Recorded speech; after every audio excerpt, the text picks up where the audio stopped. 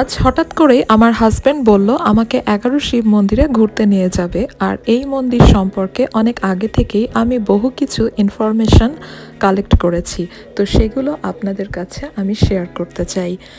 তো দুঃখিনী রাজকন্যার নাম অভয়া।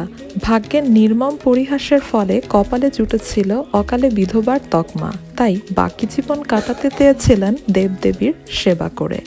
দুর্ভাগা রাজকন্যার এই আকুতিতে পিতা রাজা নীলকণ্ঠ রায় নির্মাণ করে দিয়েছিলেন 11টি শিব মন্দির।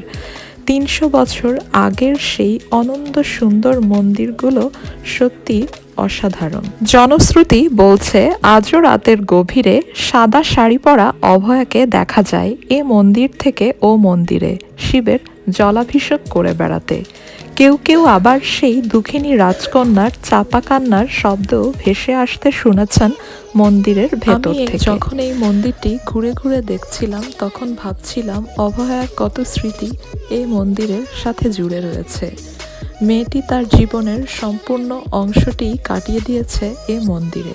তখনকার সময়ে বিধবা বিবাহ আইন প্রবর্তিত ছিল না বলে সম্পূর্ণ জীবনটি সে উৎসর্গ করেছে সৃষ্টিকর্তার উপাসনালয়ে। তো যাই হোক, অনেক সময় ঘোরাঘুরির পর দেখার পর আমাদের যাওয়ার সময় ঘনিয়ে আসলো। তো পড়ন্ত বিকাল দেখতে দেখতে আমরা আমাদের বাসার উদ্দেশ্যে চলে আসলাম। কেমন লাগলো ব্লগটি জানাবেন।